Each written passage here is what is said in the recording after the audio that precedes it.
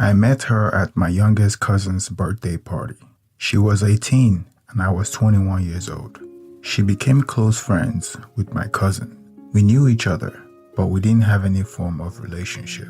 I saw her several times when I visited my cousin. Then I moved to the university to complete my graduate degree. The next time I saw her was in 2020, after she completed high school and I had finished college. We exchanged contacts and started talking. Through our conversation, I realized I lived in the same neighborhood with her parents. She, on the other hand, was working in a different state. In March 2020, when the pandemic hit the world, she lost her job and moved home to her parents' place. It was bad that she got laid off, but something good came out of it. We were close to each other. We spent a lot of time together and had deeper conversations. We spoke extensively about our past relationships. She told me about her ex who dumped her before he traveled to Europe. I told her about my past heartbreak too, and we consoled each other. We took our time to build our friendship. We visited each other and met each other's family. In August 2020, I shoot my shot and she accepted. A few months into the relationship, I realized she was still in touch with her ex. I didn't like it, so I sat her down and talked to her about it. Your communication with your ex is not healthy for our relationship. I don't talk to my ex, so I don't expect you to keep talking to yours. She agreed with me and promised to do better. In December 2020, I was trying to fix an issue with her phone when a message popped up from her ex. I opened it and read their chat. My girlfriend was asking her ex if he still had a place in his life for her. She told the guy she was single and was waiting to be loved. I was shocked and confused at the same time. She was very committed to our relationship, so I didn't suspect she was unhappy. I confronted her about the message and she apologized. She accepted her mistake and again promised to do better. I loved her, so I forgave her and continued with the relationship. I wanted her to attend the same school that I was doing my graduate studies so we could spend more time together. Her SAT scores were not good, so she couldn't get into the school we wanted. She took the SAT again, and the scores were still too low. I spent night and day tutoring her till she finally increased her score enough on the third try. Eventually, she got in my school. Everything between us was good when she started schooling. I helped her with money when she needed it. I visited her when I got the slightest opportunity. I soon went on to graduate with a master's degree and got a good job. During her second semester break, her ex came to town and he came to greet my girlfriend's parents. I was with her when he showed up. She introduced me to him as her boyfriend, and that set my mind at ease. The thought of her returning to him was laid to rest until she changed towards me drastically. She wouldn't reply my texts and she ignored most of my calls. I didn't understand why she changed. I asked her politely on several occasions if I did anything wrong. She said, "Nothing is wrong, just rest your mind." Her attitude continued for a long time. Even when she came home for the second semester vacation, she was still behaving the same way. She set a trap for me so that we would have a misunderstanding. I fell into the trap and we argued. She used it as an opportunity to withdraw from me and shut me out completely. After a while, she came to apologize for her actions. She said, "I was having a hard time with school and I took it out on everyone. I am sorry for the way I treated you." I forgave her, but I didn't buy into her explanation. I went through her phone and I felt sorry for myself considering the things I discovered. She had exchanged explicit photos with her ex, and they slept together when he was in town. She was hoping to get back together with him, and that's why she withdrew from me. As their chat progressed, I found out that the guy went to meet the parents of another girl he was getting married to. That was why she came back to me with an apology. In some of their conversations, they talked about me and mocked me. To say that I was hurt is an understatement. I thought about breaking up with her, but I saw that she had changed. She was loving and committed as she was when we started going out. I thought she regretted her actions, and she was trying to make up for it. I didn't tell her what I saw on her phone. I continued with the relationship as if I didn't know she cheated on me. Somehow, I felt like I wasn't doing enough for her. Maybe if I did more for her, she wouldn't cheat on me again, I thought to myself. I went out of my way to be the perfect boyfriend, buying for her what she didn't even ask for. We were happy. We were in a good place for a year until recently. She started withdrawing from me again. I questioned what the issue was, and she said there was nothing wrong. I wanted answers, so I consulted her phone. I found out that she was still talking to her ex. He's coming to town to have his wedding, and he had planned to be intimate with my girlfriend as a parting gift. This time, they are planning to take a trip to another state so that they can be free to do whatever they want to. It baffles me that this girl doesn't see her ex is just using her to satisfy his immediate needs. I don't understand how she's comfortable sleeping with a guy who doesn't think her worthy of marriage. This guy has enjoyed free intimacy and other explicit photos from her.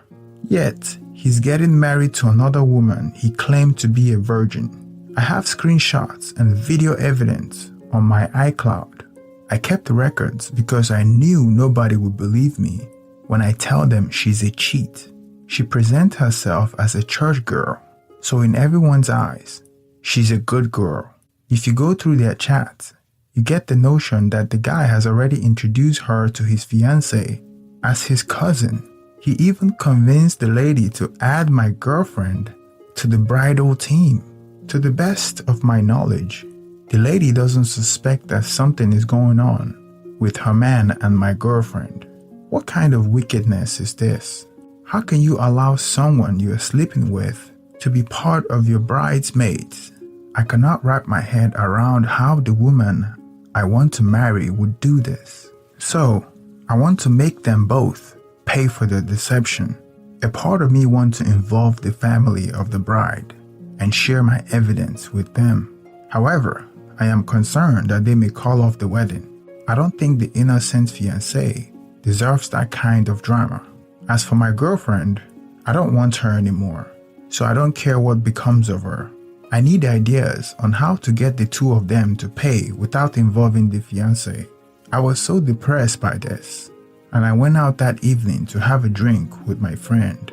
I wanted to drink and forget my ex-girlfriend, so I didn't want to share the story with my friend. But it was all I could think about. My chest was too heavy with thoughts, and I spilled the beans. When my friend heard my story, he was more upset than I was. He told me not to break up with my girlfriend yet, and I should do it on the eve of the wedding, and I should expose him to his fiancée on the eve of the wedding as well, so both of them could feel the impact and the pain they have caused me. I told him that I didn't want to cause pain to the innocent bride, and he told me that the real pain would be allowing her to marry that douchebag, and I should expose them during the eve of the wedding. They would have wasted time and money, and everyone that came for the wedding would hate the groom. I didn't see how it would benefit me to do what my friend was suggesting.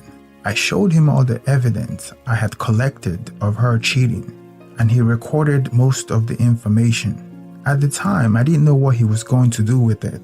I thought we were just two drunks at the bar, hyping each other up, but I should have known him well. My friend meant every bit of what he was saying.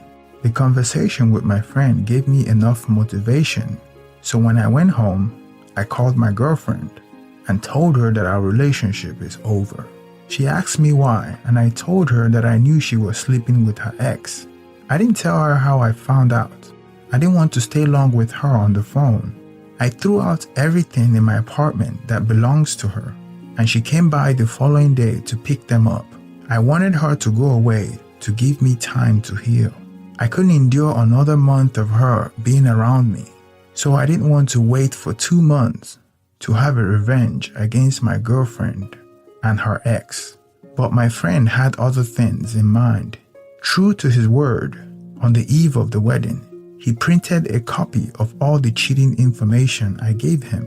He could have emailed it or delivered it by mail to the bride's house, but no, he went face to face and hand delivered it to the bride and saved some copies to the bride's father as well. As you could guess correctly, the wedding was cancelled. There were even guests and family members that traveled out of state for the wedding. It was a huge disaster because it was supposed to be a big wedding.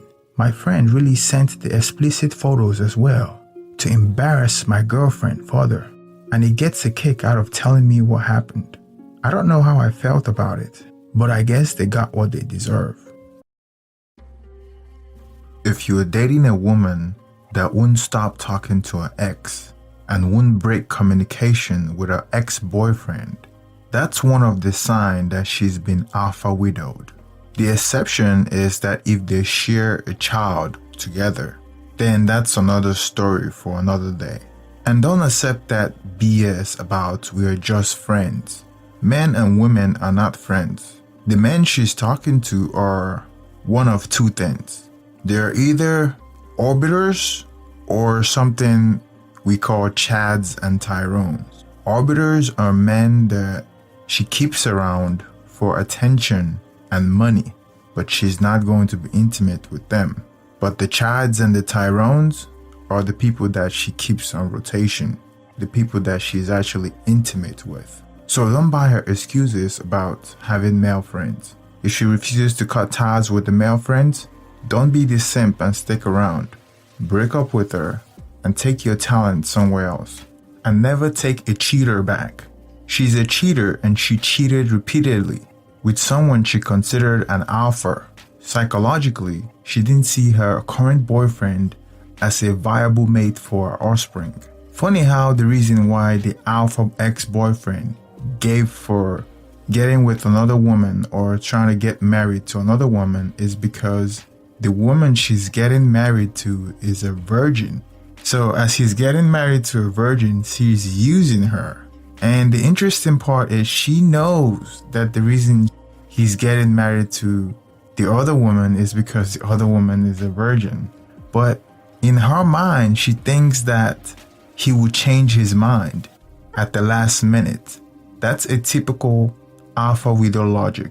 That's the reason why the current boyfriend shouldn't have stuck around waiting for her to get back to her senses. You see, alpha widows and some women are willing to share an alpha, hoping that someday he would realize that she was the right one for them. There's a saying that women would rather share an alpha than to be with a faithful beta. The fact that he's getting married to another woman made him even more attractive to the alpha widow because it validates her point that he has social proof. That's why a lot of people in the pickup community try to get that social proof, because women really pay attention to that. Women really pay attention to what other women think.